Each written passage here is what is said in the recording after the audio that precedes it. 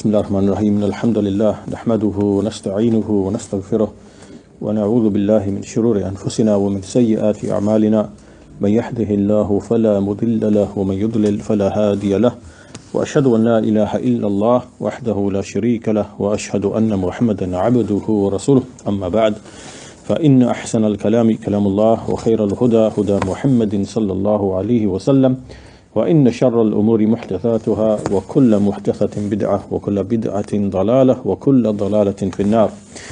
So today's lesson number 55 overall in the book Taqreeb Tadmuriyyah, and in relation to the section on Al-Qadr, it is lesson number 20. So just to recap where we are in the previous lesson, or the lessons before that, we looked at the correct foundation of Islam, which is Tawheed.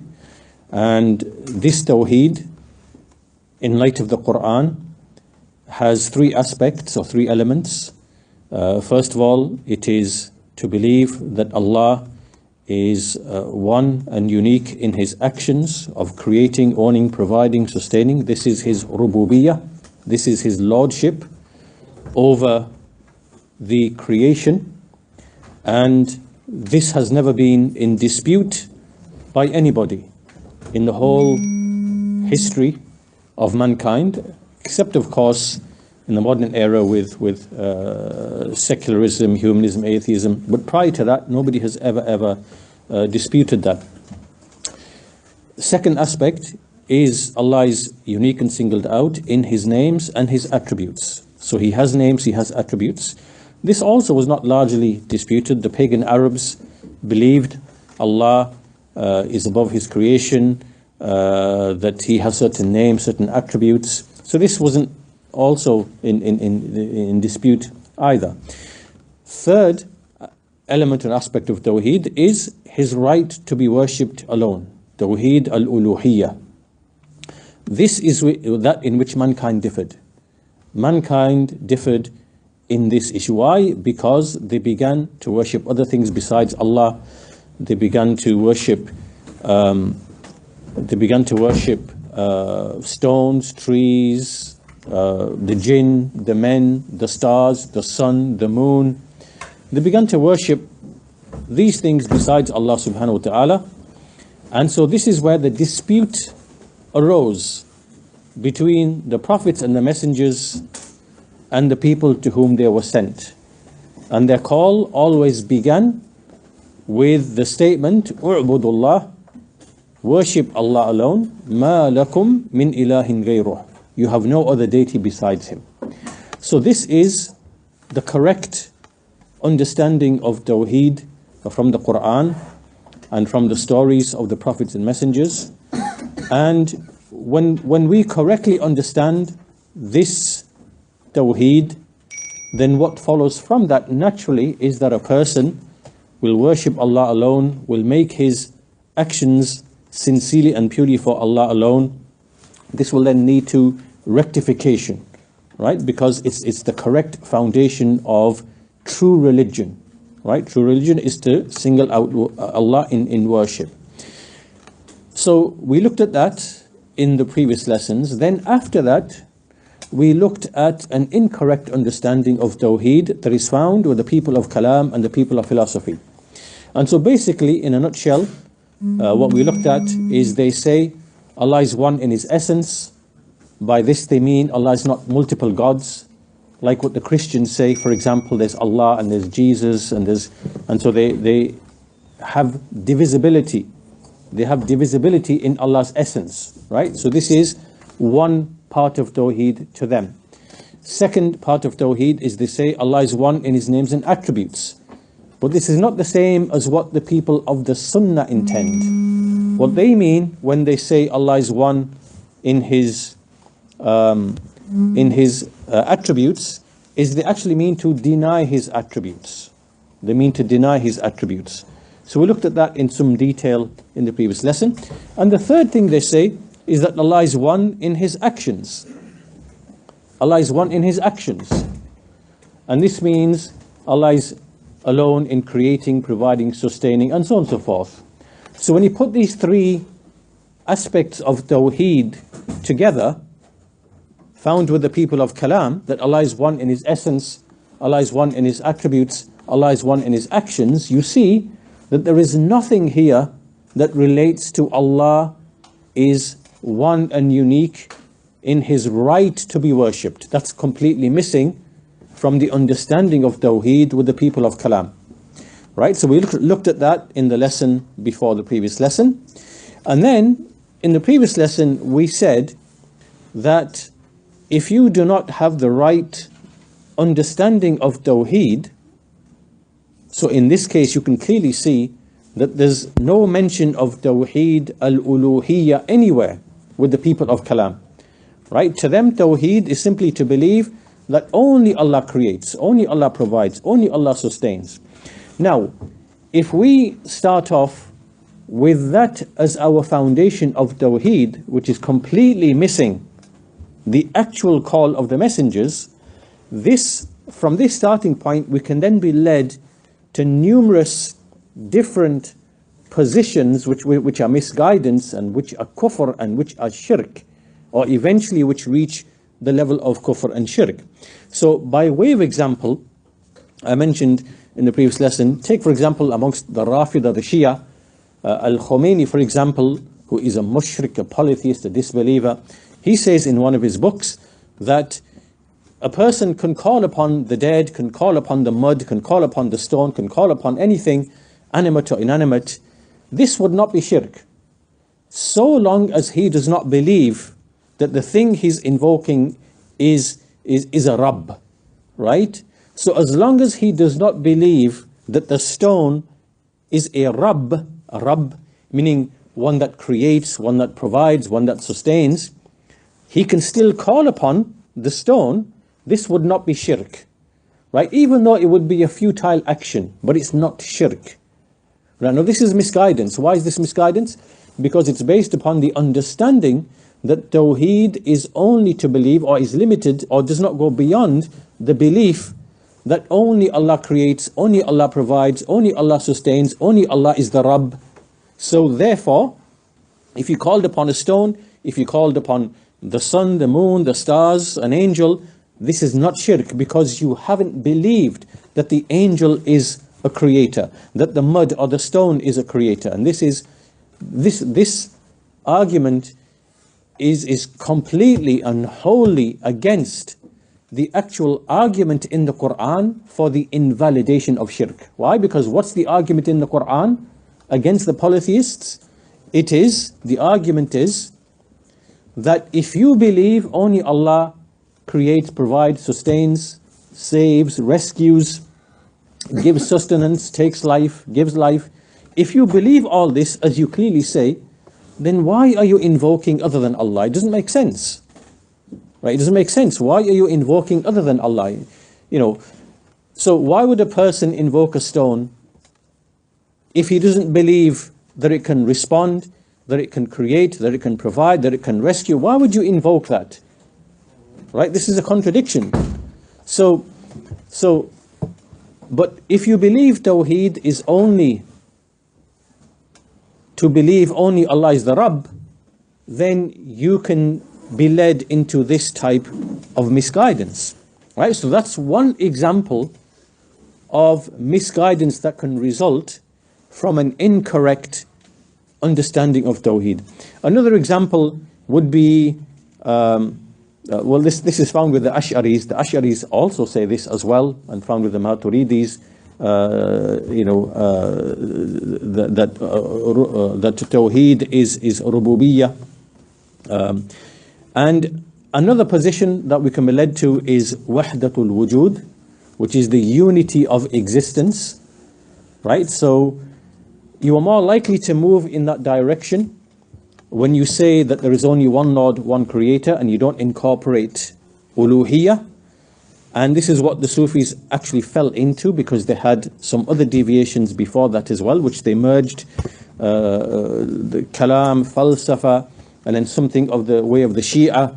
And then eventually, after many centuries, they came to the position that everything is one. There's only one existence, only Allah exists, there's no other existence besides His. And if you say that anything else exists besides Him, this is shirk, because now you've affirmed two existences. This is their reasoning, this is false. And you can only come to this futile belief if you do not have the correct understanding of Tawheed. A third way you can become misguided was the topic of the chapter that we discussed in the previous lesson, which is al-fana, which is something with the Sufis. Al-fana. The general meaning is to perish, to expire. And so this is ambiguous wording.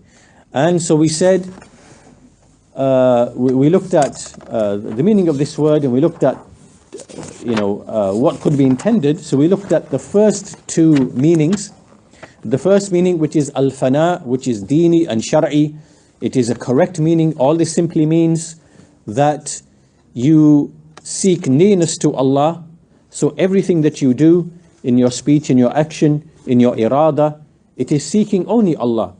And if you seek only Allah, then it's as if every other irada, every other desire or wish or motion or intention, it expires and perishes. So the only thing that is left is you, and you seeking nearness to Allah with ikhlas, with good pure intention. So everything else, essentially every other desire, wish, lust, whatever, it expires and perishes. Right? So this simply means to be righteous, to have taqwa, to seek nearness to Allah. All that's happened is they've used an ambiguous word, al-fana. We don't use this word, but this would be the correct meaning. When you say al-fana, you say the fana, which is dini and shar'i, with this particular meaning. Right? So this could be one meaning. The second meaning that we looked at is the fana, which is Sufi bid'i. Sufi bid'i, that which is with the Sufis. And so in essence, what this is referring to is where so what happens with the Sufis is they reach a state of through innovative forms of worship, where they sit in a room and they start doing breathing exercises, and they close the light and they do funny things, and then they reach a state of ecstasy, where they feel strong feelings and emotions, and they forget everything else. Right? So they, according to them, they claim that they connect with Allah, and so the only thing they are observing and witnessing with their senses, with their feelings, is just Allah subhanahu wa ta'ala. And everything else is forgotten and perishes. Right? And this is the state that they seek to be in, and this is like the fana that they speak of. So as we said, this is this type of innovated worship. What's happening here is like the taste, like the human feeling of pleasure and taste of the soul. It's a deviation in that respect, right? It's a deviation in that respect, whereby they are, instead of combining between the Sharia and doing the commands and keeping from the prohibitions and having sabr upon that, they are trying to get this pleasure of the soul in connecting to Allah and maintaining that this is the ultimate goal, right? To reach this level and this state, and this is superior to doing acts of worship or commanded acts or keeping away from the prohibitions. This is something that they seek, a state that they seek to achieve. And this is a bid'ah, this is innovated. And the Shaykh went on to explain something very, very important, which we should understand very well, which is the religion consists of the legislated actions and having patience upon them, and not being overwhelmed and overtaken with emotions, whether on the side of grief and sadness, and nor on the side of joy, ecstasy and elation. Right? And so we gave some examples of how the Messenger of Allah, when his son Ibrahim died, he obviously was sad, and he cried, and the companions were surprised, and he said, but this is just grief and sadness that a person has. But he had patience, right? So there's a limit there.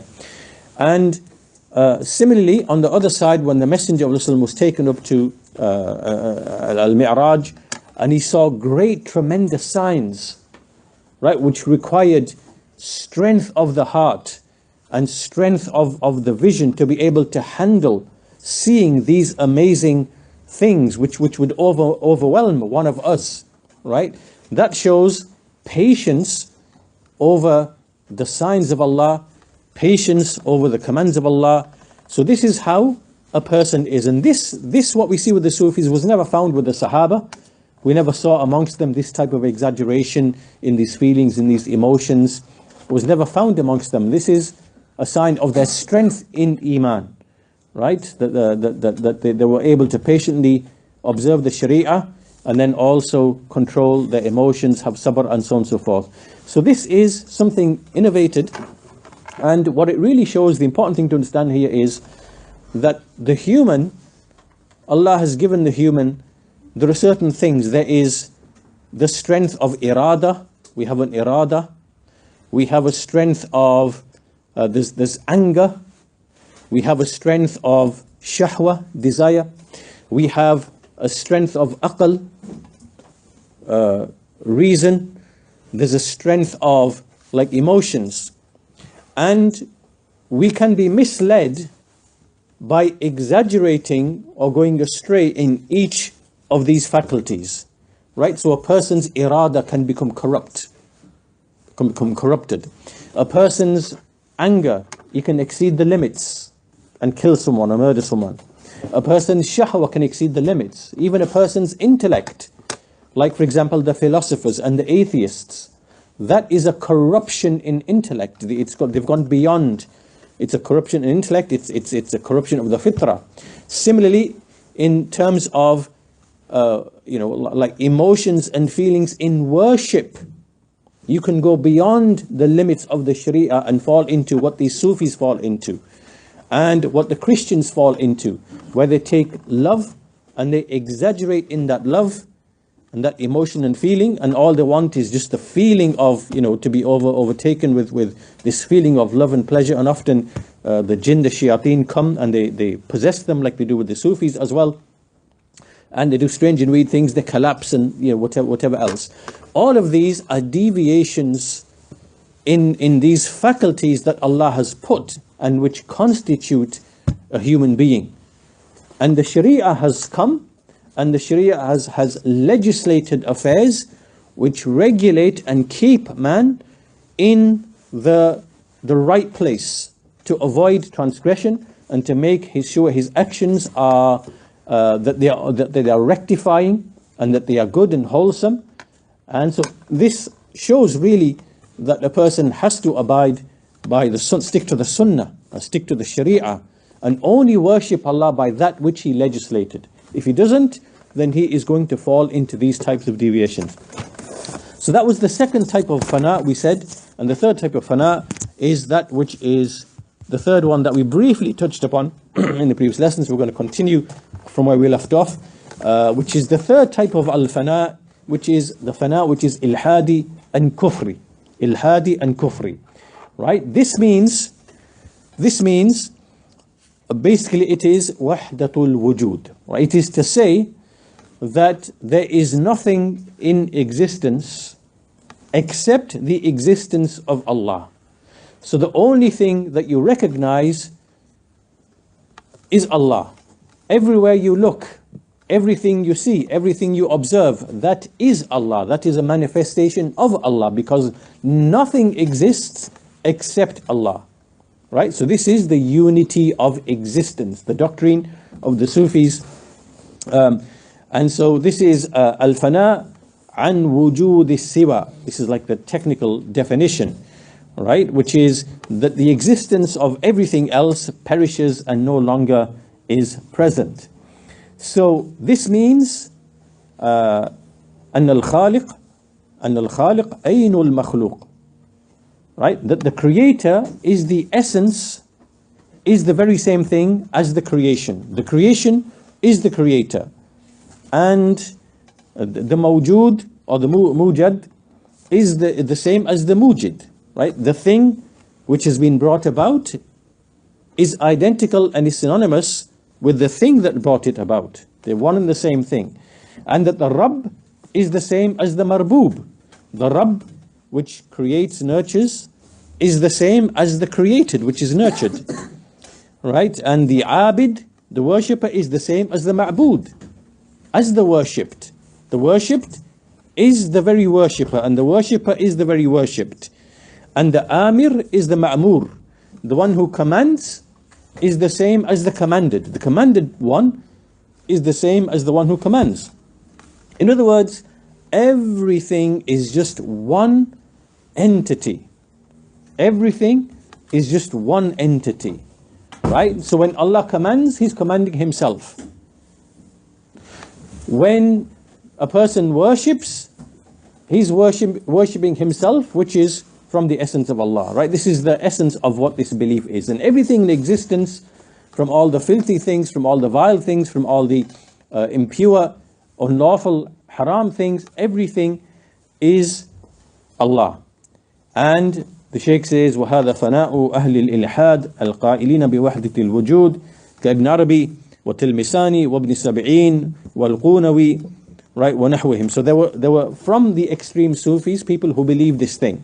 From them is Ibn Arabi, and another one called At-Tilmisani, another one called Ibn Sabi'in, and Al-Qunawi, and people like them. Some of these people even claimed prophethood for themselves, or messengership for themselves. So these people who believe this belief, they are وَهَؤُلَاءِ أَكْفَرُ مِنَ الْيَهُودِ وَالنَّصَارَى min wajhain. So these people are greater disbelievers than even the Yahud and the Nasara. Why? Because the Yahud and the Nasara, like the Christians for example, they said that Isa alayhi salam is Allah, or Allah indwells within Isa. So they restricted it to Isa and the Holy Spirit or the Holy Ghost. Whereas these people say everything,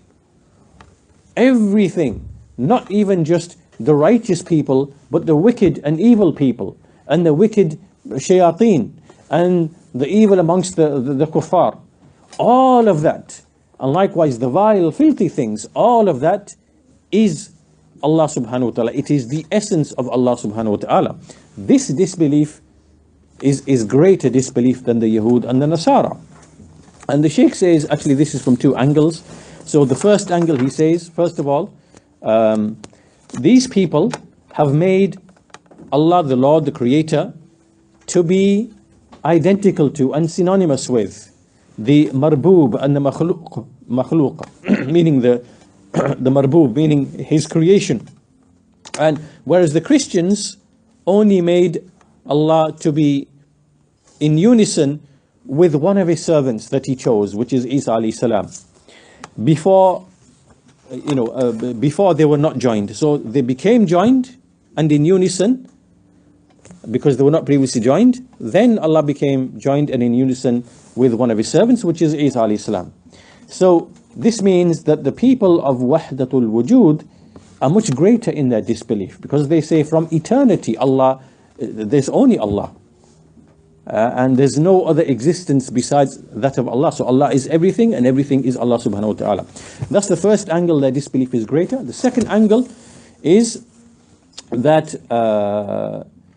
أن هؤلاء جعلوا اتحاد الرب ساريا في كل شيء في الكلاب والخنازير والأقذار والأوساخ وأولئك النصارى خصوه بمن عظموه كالمسيح. So he says that these people made Allah to be in unison with everything, with the dogs, with the pigs, with the vile filthy things, with all the dirty filthy things. Whereas those people, like the Christians for example, made Him to be in unison, specifically only with those whom they venerated, like Isa alayhi salam. From both of these angles, the statement of these people is it is greater disbelief than even the Yahud and the Nasara. The Shaykh goes on to say, that if a person was to simply just imagine, وَتَصَوَّرُوا هَذَا الْقَوْلِ كَافٍ فِي رَدِّهِ, just for you to simply imagine this belief in your mind, it is sufficient for its refutation, right? It's very clear, because the Lord and the servant are supposed to be one and the same thing. This is a bit like saying that the one who eats and the thing eaten are one and the same thing, right? And the one who marries and the one married to, or the one married, are one and the same thing, right? And that the one who is, for example, that the qadi who is judging in an issue and the one for whom judgment is made, that they are one and the same thing. And and likewise the witness, that they are one and the same thing. So all of this we know it to be futile. This is absolutely false. How can the creator be the same as the created? How can they be both the same thing? Just for you to just think about this false statement is enough and sufficient for its refutation to be clear. And really, he says, وَهَذَا غَايَةُ مَا يَكُونُ مِنَ السَّفْحِ وَالضَّلَالِ. This is the essence of foolishness and misguidance. And then the Shaykh goes on to say, he goes on to give some examples of some of these people. قال الشيخ رحمه الله: ويذكر عن بعضهم أنه كان يأتي ابنه ويدعي أنه الله رب العالمين. So some people would come along, let's say for example his son would come along and he would claim that he is Allah, the Lord of the world. This is found amongst the extreme Sufis who believe in this idea. It opens the path for people to start saying that I am the manifestation of Allah upon this earth. So if Allah is already in everything, then maybe He is in some things more than others, right? So someone can come along and say, well, I am your Lord. And, statements of this nature. The Shaykh goes on to mention some poetry from Ibn al-Qayyim, rahimahullah, the meaning of which is, فَالْقَوْمُ مَا صَانُوهُ عَنْ إِنسٍ وَلَا جِنٍّ وَلَا شَجَرٍ وَلَا حَيَوَانٍ لَكِنَّهُ الْمَطْعُومُ وَالْمَلْبُوسُ وَالْمَشْمُومُ وَالْمَسْمُوعُ بِالْأَذَانِ وكذلك قالوا إنه المنكوح والمذبوح بل عين الغوي الزاني. So in essence, the gist of what this means is that they didn't separate, Allah from any men or jinn or tree or animal. Rather, Allah is like, He is the one who is tasted. He is the one who is worn. So when you wear clothes, you are wearing Allah. And the one who is smelled. Whenever you smell anything, you are smelling Allah. And when you hear anything, you are hearing Allah. So all of this is Allah. And likewise, the one who is married to and relations are had with, well, that is Allah. And the one that is sacrificed, like an animal sacrificed, you have the sacrificer and the sacrifice. Well, that is also Allah. And even the one who is the zani, the one who commits fornication or adultery, that all of it, we seek refuge in that. All of that is Allah according to these people. And likewise, another poetry, he continues and he says, هذا هو المعبود عندهم فقل سبحانك اللهم ذا السبحان يا أمة معبودها موتوؤها أين الإله وثغرة الطعان يا أمة قد صار من كفرانها جزءا يسيرا جملة الكفران. So again, similar meaning, that this is their deity that they worship. So we say, glorified be you, O Allah. You are possessed of this glorification. You are free from and remote from all of these flaws and shortcomings. O nation whose deity is the one who is mawtu'aha, meaning to these people, their deity is the one who is relations are had with. Like a man has relations with a woman. This is your deity. This is what you make your deity. The one with whom one can have relations. In fact, this is the deity of the Yahud. Now that we are mentioning this, when you see these Yahud, you see when they're at the wall and they are moving backward and forward, this is what the Yahud are doing. They believe that they are fornicating with the female aspect of what they believe to be their God. Right? So these beliefs, they're not really well known or divulged. But this is what the Yahud believe, that the Creator is actually is both male and female. The Lord that they worship is both male and female. And Adam alayhi salam was made neither male nor female. He had both elements. Right? And so when they move backward and forward, like at their wall, or when you see these Yahud going like that, they're moving their pelvis backward and forward.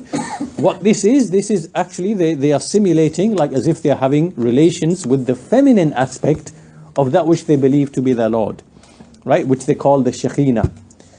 Right? And then so, this is, so given that Ibn al-Qayyim mentioned that, this is the essence of the people of Wahdatul Wujud, which is slightly different. But to them, this would mean that the thing with whom copulation is made, that is their deity. And that's something that the Yahud do. So this shows you the great extent of this misguidance. So anyhow, this is the poetry of Ibn al-Qayyim rahimahullah, showing the repugnance and the filth of this belief. And this brings us to an end of this section on al-fana. This was a chapter on al-fana. So just to recap before we move on to the next section, what have we covered here? What's the connection? Because all of these chapters are connected, and it's important to understand the connection between all these chapters. Basically, al-fana, this statement that you see of the unity of existence, and likewise innovated forms of worship where the Sufis believe that they are trying to perish from this world and unify with Allah and not have any concern with everything else. So everything in the world perishes and the only thing which is left is Allah. All of these deviations in belief, they arise because of a faulty understanding of what Tawheed is. They arise because they haven't captured the true essence of the Tawheed, which has come mentioned and explained clearly, very, very clearly in the Quran. Every prophet and messenger, the statements are very clear. Ya qawmi ibudullah, O my people, worship Allah alone. You have no other deity besides Him. Right? This is uluhiyah, this is tawheedul ibadah. How can you not see this in the Quran? It's very clear. But the reason why people fall into these mistakes, it happens step by step, gradually, over decades, over centuries, bit by bit, by an introduction of some kalam or some philosophy, and so over time you reach tremendous misguidance over the passing of centuries. And this is how it happened in Islam. First of all, the first deviations. What were the first deviations? The first deviations were that of the Khawarij. They believed that some of the companions, they were unjust in their rulership. So this had nothing to do necessarily with Allah, with His names, with His attributes, with the Quran, with Iman or anything like that, with Qadar. It was to do with the companions. And the companions are the carriers of the Quran. They are carriers of the revelation. So this is the first deviation of the Khawarij. And then the deviation of the Rafidah, again to do with the companions, that they all became disbelievers. So this now is a greater revilement upon the carriers of the revelation, of the religion, not the religion itself at this point. Then you have the bid'ah of al-qadar, which again is to do with the creation and what Allah decrees in His creation of the actions of the servants. And then from there we move to irja, which is to do with Iman. So now we're coming closer, right? So we're starting from the companions as carriers of the religion. Then we are moving into al-qadar, which is to do with what Allah has decreed in His creation of the actions of men. So it's still remote at this point. And then we start entering into the religion. Iman, what is Iman? Are actions from Iman, right? Or are they not from Iman, right? So this now is undermining the actual religion. And now we move into the bid'ah in the early 2nd century, of the Jahmiyyah, Allah's attributes. So now we are coming into Allah Himself and His attributes. And then we start moving, as we go down the centuries, eventually when these different innovations and philosophy and whatever, they start merging and everything starts to compound, eventually by the time you reach people like,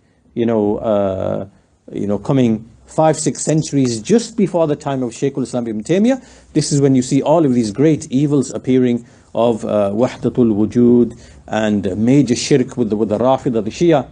And this is how innovation appears in the ummah, right? Small deviations compound, mix with other deviations, and eventually you have tremendous misguidance. And so this is why,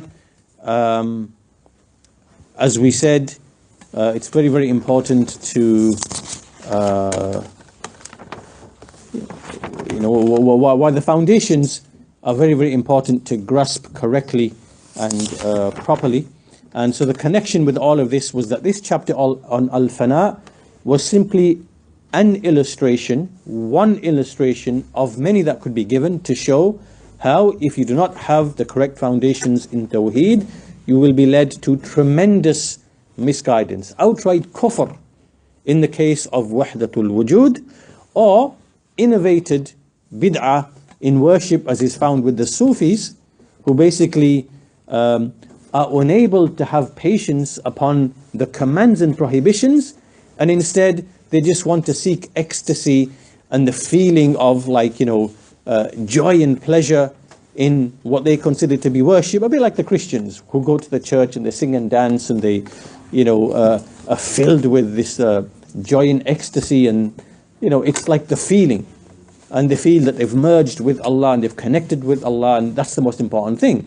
All of these are deviations, all of these are corruptions and deviations which emanate from corruption in the foundation of belief. Okay, now let's move to the next chapter. So again, the next chapter is to do with al-wala wal-bara. Al-wala wal-bara, which is loyalty and disloyalty. What is the connection of this to true sound religion? If you recall, in an early lesson, we briefly touched upon this topic. I think it was at the end of the section on Tawheed, which is where we quoted from Shaykh al-Islam Muhammad bin Abdul Wahhab rahimahullah ta'ala, where he summarized the essence of the religion, which is to single out Allah in worship and to have loyalty, right? To have wala and to have loyalty for the believers and the people of Tawheed, and likewise to reject shirk and to hate shirk and to free oneself from the people of shirk, right? So this is al-wala and al-bara, and they are from the handholds of Islam. If we do not have this in our religion, then our religion will very quickly dissolve and erode and not be distinguished from what is besides it, right? So in essence, al-wala wal-bara is what keeps the dividing line between true religion and false religion, which is to love for the sake of Allah and to hate for the sake of Allah. And the next chapter is to do with this, right? Meaning that this is an important, essential part of our religion. So the Shaykh says, Fasl, chapter, وَلَا يَتِمُّ الْإِسْلَامِ إِلَّا بِالْبَرَاءَةِ مِمَّا سِوَاهُ كَمَا قَالَ اللَّهُ تَعَالَى عَنْ إِبْرَاهِيمَ الْخَلِيلِ. And then he quotes the verse where he says, Islam is not completed. You cannot have completion of Islam except by freeing oneself from that which is besides it. Just as Allah the Exalted said about Ibrahim al-Khalil, وَإِذْ قَالَ إِبْرَاهِيمُ لِأَبِيهِ وَقَوْمِهِ إِنَّنِي بَرَاءٌ مِمَّا تَعْبُدُونَ إلا الذي فطرني فإنه سيهدين وجعلها كلمة باقية في عقبه لعلهم يرجعون. So here now is Ibrahim alayhi salam. He is saying to his father and his people, indeed, I am free and innocent of that which you worship, except the one who originated me, for he shall guide me. And then he made this to be a word that remained amongst his offspring. Meaning Ibrahim Islam, this statement that he made of bara'ah from his people on the basis of tawheed, that he frees himself from all of their gods except the one who originated him, which is Allah. This is the kalima and the meaning of the kalima. So he left this as a legacy amongst his offspring, لَعَلَّهُمْ يَرْجِعُونَ, in order that they may return to it. This is Surah Az-Zukhruf, chapter 43, verses 26 to 28. And then the Shaykh goes on to mention numerous other ayat with the same meaning. Right? So in other words, Ibrahim alayhi salam and the messengers and prophets after him, all of them, they declared their freedom and innocence from the people of shirk and kufr and from that which they worship. Why? Because that is batil, it is falsehood. And a person cannot entertain or accommodate falsehood. One must hate and dislike falsehood. So we'll go through these ayat. He says, وَبَيَّنَ أَنَّ لَنَا فِيهِ أُسْوَةً حَسَنَةً فَقَالَ تَعَالَى. Again, this is about Ibrahim alayhi salam. قَدْ كَانَتْ لَكُمْ أُسْوَةٌ حَسَنَةٌ فِي إِبْرَاهِيمَ وَالَّذِينَ مَعَهُ إِذْ قَالُوا لِقَوْمِهِمْ إِنَّا بُرَاءُ مِنْكُمْ وَمِمَّا تَعْبُدُونَ مِنْ دُونِ اللَّهِ كَفَرْنَا بِكُمْ وَبَدَا بَيْنَنَا وَبَيْنَكُمُ الْعَدَاوَةُ وَالْبَغْضَاءُ أَبَدًا حَتَّى تُؤْمِنُوا بِاللَّهِ وَحْدَهُ. So again, the meaning here is, there is in Ibrahim and those with him a good example for you. When they said to the people, indeed, we are free and innocent from you, and from that which you worship besides Allah, we've disbelieved in you, and between us and you there has appeared al-adawa wal-baghdha, which is enmity and hatred, for forever until you believe in Allah alone. This is Surah Al-Mumtahina, which is Surah 60, verse number 4. And وقال تعالى يا أيها الذين آمنوا لا تتخذوا عدوي وعدوكم أولياء تلقون إليهم بالمودة وقد كفروا بما جاءكم من الحق.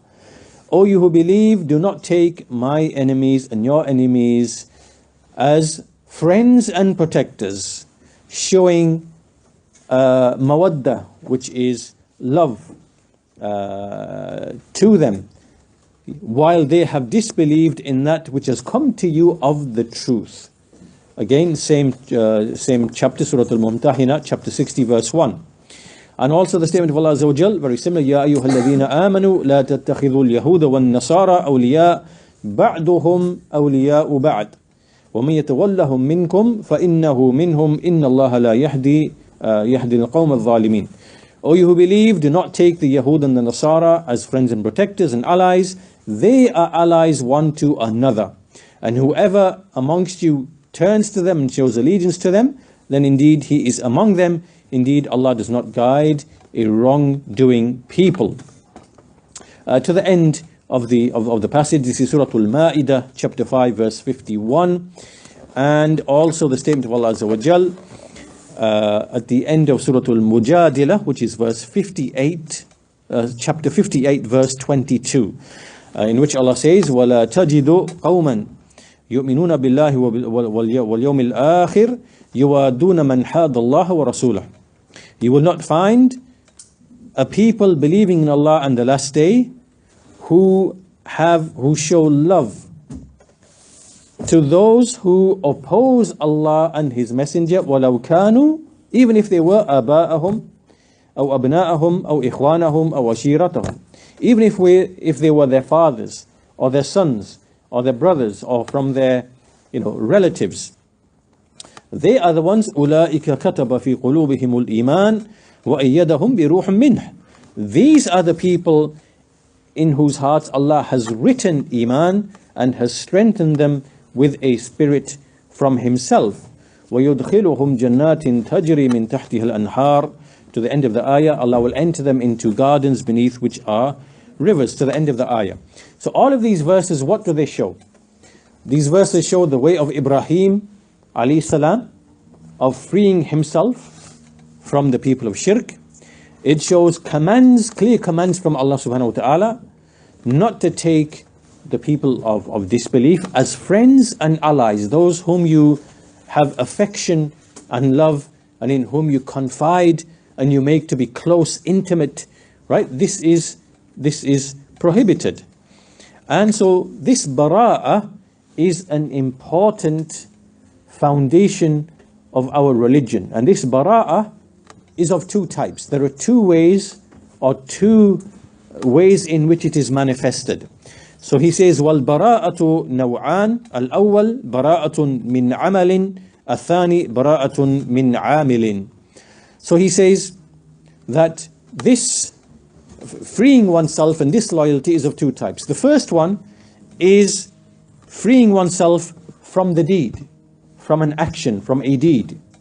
And the second is freeing oneself from the doer, the amil, the doer. So then he goes on to explain each of these two. As for the first, فَأَمَّا الْبَرَاءَةُ مِنَ الْعَمَلِ. As for freeing yourself, and freeing yourself means obviously hating the deed and being, not liking the deed. This is obligatory to show with respect to every unlawful action. So every unlawful action, whether it is kufr or less than kufr, then it is obligatory to free yourself from that. So for example, you hate and you free yourself from prostration to an idol, which is shirk and kufr, from fornication, from gambling, from stealing, from every unlawful thing which is unlawful in the sharia, whether it is kufr or not kufr, then you free yourself from that action, which means that you hate the action and you free yourself from the action. And the Shaykh goes on to give examples. A believer, therefore, he frees himself from shirk, from zina, from drinking intoxicants, and other such things, in the sense that, what does it mean? It means that he's not pleased with them. And he does not accept them, and nor does he act upon them. Because to be pleased with that, to be pleased with that, or to affirm it, or to act upon it, this now is contending with Allah, it is clashing with Allah. And it is to be pleased with that which Allah is not pleased. Right? So therefore, it is obligatory upon a believer to have bara'ah from every unlawful thing which displeases Allah. This is bara'ah in terms of deeds. Right? And as for al-bara'ah min al-amil, from the doer, then the Shaykh says that if this person, the doer, if his action is kufr, if the doer is doing deeds of kufr, like for example, it might be a Nasrani, might be a Yahudi, might be some mushrik of various types, Hindu or whatever it might be, then this bara'ah is obligatory, or it could be a Muslim who falls into and chooses kufr, right? So this bara'ah is from every angle. It is an absolute bara'ah, right? Because of those clear verses which have preceded. Why? Because this person does not possess anything with him which requires us to have any loyalty towards him and to show some degree of love towards him. He has nothing, because there's no asl of iman, there's no asl of anything. So therefore this is absolute and complete disloyalty. And if his action is less than kufr, so this would be a sinful Muslim. He's a Muslim, but he holds certain things, he does certain things of deeds. Now in this case, it is still obligatory to make bara'ah, but only from some angles as opposed to other angles. Right? So the Shaykh says that we are loyal to him on the basis of whatever he has with him that requires loyalty. right? So he has the asl of iman. He believes in Allah, the books, the messengers. He believes in the last day. He believes in al-qadr. He has something of iman. He prays, fasts, does these types of things. And so from that angle, we have the wala, the loyalty that is due to him as a Muslim. And as for what he has with him of sin and disobedience, then we free ourselves from his sin and from his disobedience, and we have disloyalty to him to the extent of that disobedience, right? And this is because it is from the belief of Ahlul Sunnati wal Jama'ah that an individual can be composite. He can have many things with him. He can have traits and qualities of fisq, of fusuq, of sinfulness. And likewise, he can have with him traits of obedience, ta'ah. And he can have traits of iman. And he can also have traits of disbelief, meaning actions or statements which have been labeled disbelief, but they are not disbelief which expels from the fold of Islam. So a believer can have all of these things present with him simultaneously, even from the traits and qualities of hypocrisy. There are certain things which are from the signs of nifaq, many things of nifaq, but without it reaching the major nifaq, the major hypocrisy. So a believer can have all of these things at one and the same time.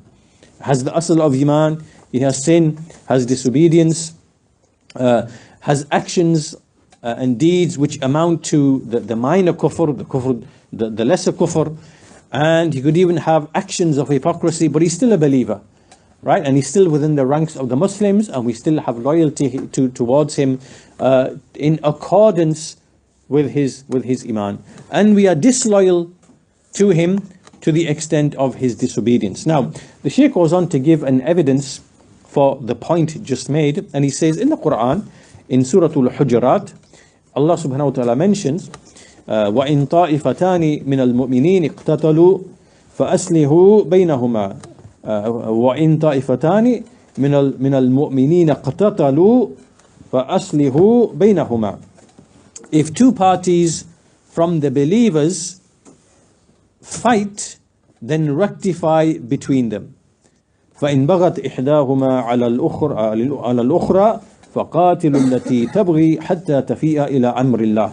And if one of them transgresses against the other, then fight the one that transgresses until it comes back to the command of Allah, to the end of the verse. Okay, so in this verse, what do we see? There are two parties of believers both engaging in fighting each other. Right? They are involved in fighting and attempting to kill each other. Yet we see in a hadith that the Messenger of Allah, he said, Sibabul Muslimi fusuqun wa qitaluhu kufr. Right? To abuse a Muslim, to revile him is fusuq, it is sin, and to fight him is kufr. Right? Yet, in the verse actually refers to the two fighting parties as believers. Min al-mu'mineen, two parties amongst the believers. So this shows that the action of fighting another Muslim, or two parties of Muslims fighting with each other, even though they are engaged in a deed which has been given the label of kufr, it is not the kufr which expels from the fold of Islam. Which means that a believer can embark upon deeds which have been described and labeled with kufr. And so they can have kufr, and they can have iman, and they can have obedience, and they can have sin.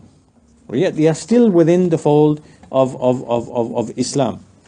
So this example of killing or fighting between the believers is one of numerous examples that we find in the Sunnah, where something has been given the label or the description of kufr. And he says that, the Shaykh goes on to say that this quality or trait of disbelief is not something which is munafiyah li asli al-iman. It's not something that negates the foundation of iman. وَلَا رَافِئَةٌ لِلْأُخُوَّةِ الْإِيمَانِيَّةِ. Nor does it cancel or raise the brotherhood in relation to faith, in relation to Iman. And obviously, this brotherhood in relation to Iman, it requires that we have love, we have loyalty, and it becomes stronger where the person's Iman and uprightness is stronger. So this foundation, the Shaykh goes on to say, وَهَذَا الْأَصَلْ أعني أنه قد يجتمع في الإنسان خصلة إيمان وخصلة كفر هو ما دل عليه الكتاب والسنة وكان عليه سلف الأمة والسلف والأئمة، فتكون المحبة والولاية تابعة لما معه من خصال الإيمان، والكراهة والعداوة تابعة لما عنده من خصال الكفر.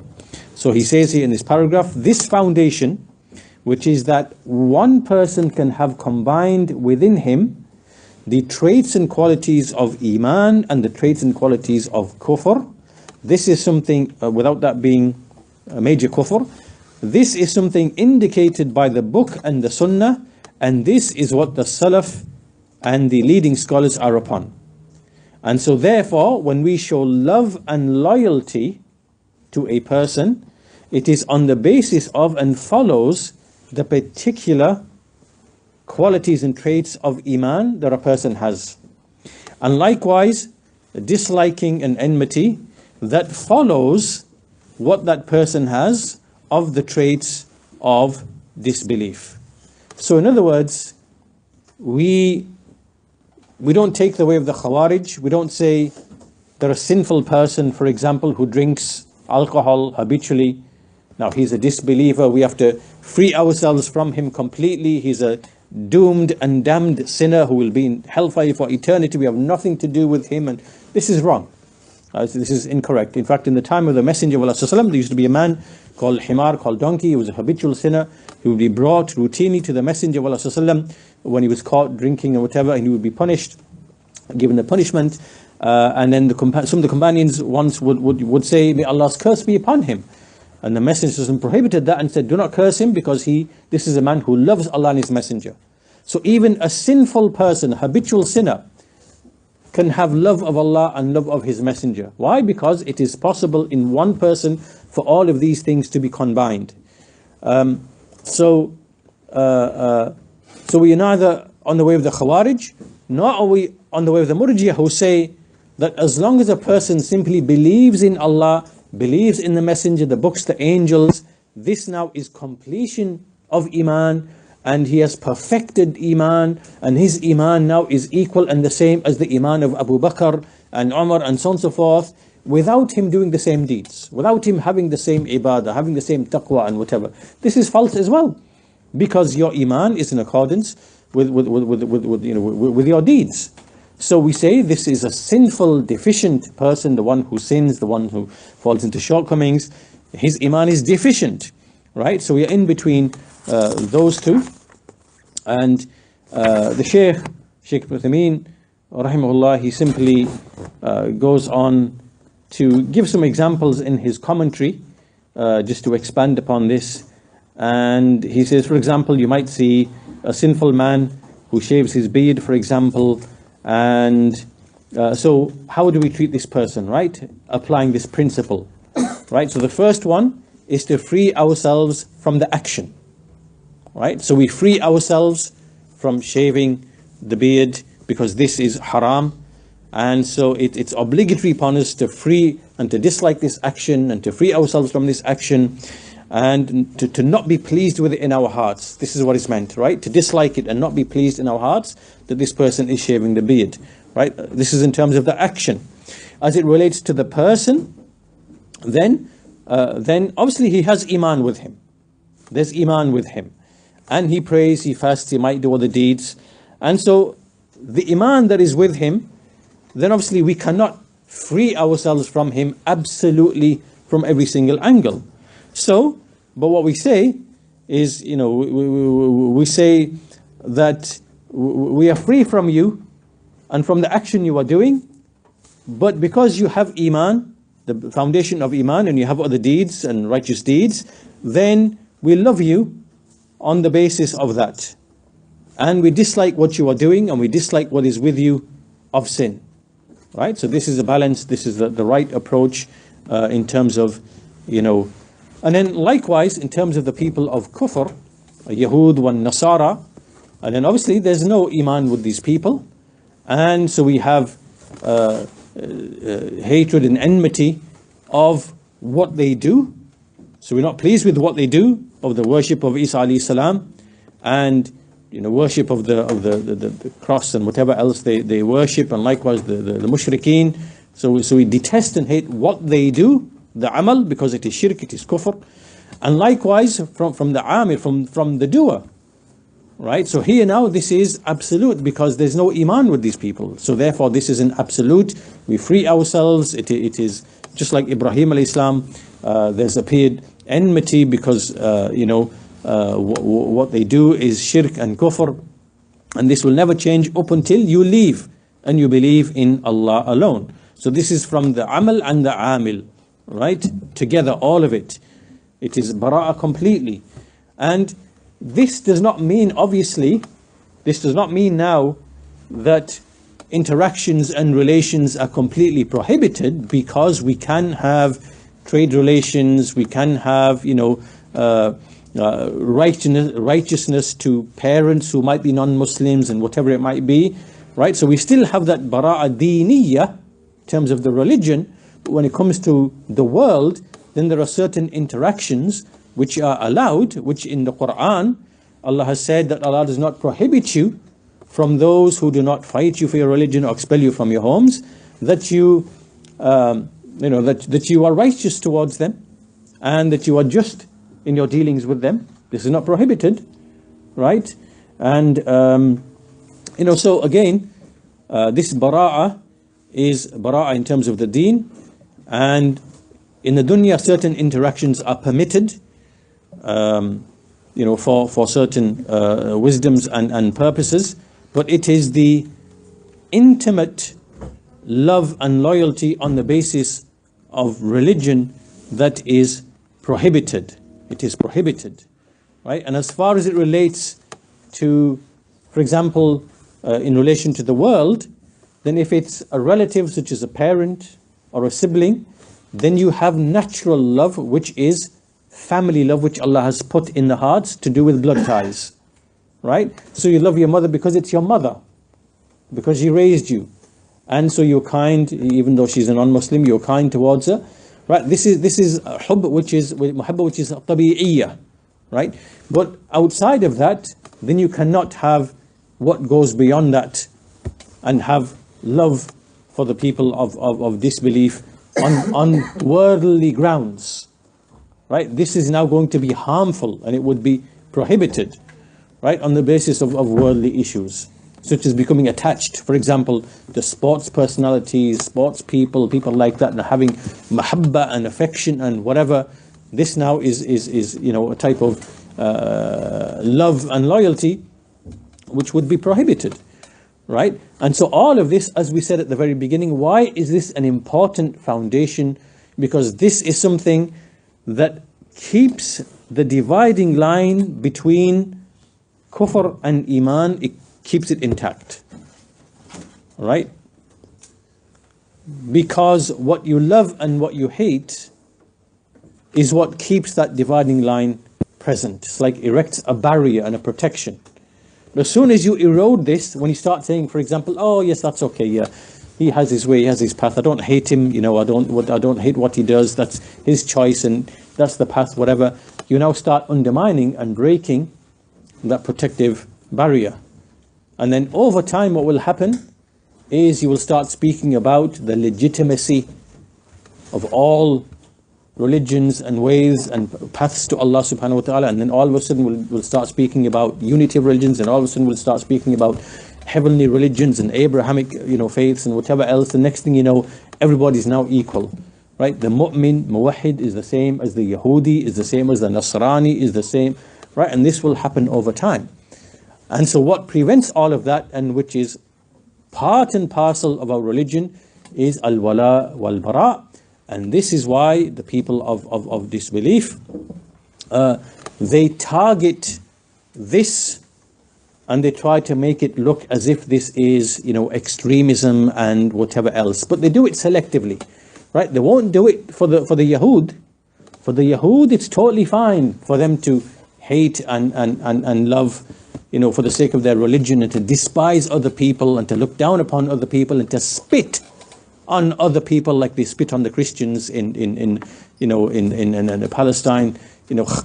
This is in disgust, that's all fine for the Yahud.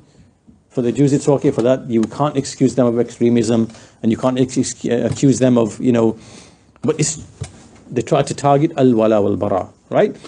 But also we have to be careful, because there are some from the Khawarij and the extremists who also apply this principle in an extreme way as well, right? Upon other than the correct foundations. So you have to be careful of those people. And we are obviously we are moderate and balanced in our religion, and we follow the evidences, what the evidences necessitate, and upon the sound principles. So this is an important part of our religion. So remember, what's happening here is that Shaykh Ibn Uthaymeen, rahimahullah, summarizing a Tadmuriyyah, is bringing together, combining between al-qadr, what Allah decrees of men's actions and His legislation and law, and ash-shara', what Allah has legislated in His sharia. And there's no contradiction between these two things. And to understand there is no contradiction, we have to have a good understanding of al-qadr, which we discussed in earlier lessons, and likewise of the shara', the legislation. And from the shara', legislation, is understanding what is Islam, the general Islam and the specific Islam of the Messenger of Allah. What is that Islam? It is Tawheed. What is the correct Tawheed? We explain what that is, right? And then we explain what is incorrect Tawheed and some of its, deviations that follow from it. But then also from correct sound religion is al-wala wal-bara. This has to be part and parcel of sound, correct, complete religion. You cannot have sound religion without al-wala wal-bara. If you remove that, then the religion disappears. It just dissolves, just like, for example, you have a dam and you break the dam, so that water on this side merges with water on this side, and they both become a single water, right? And this is al-wala wal-bara. It is the handholds of Islam, and that is an essential part of protecting the religion and completing the religion. And so with that, we'll conclude today's lesson there. We'll continue in the next lesson. Inshallah ta'ala, walhamdulillahi rabbil alameen, wa sallallahu ala nabiyyina Muhammad wa ala alihi wa sahbihi ajma'in.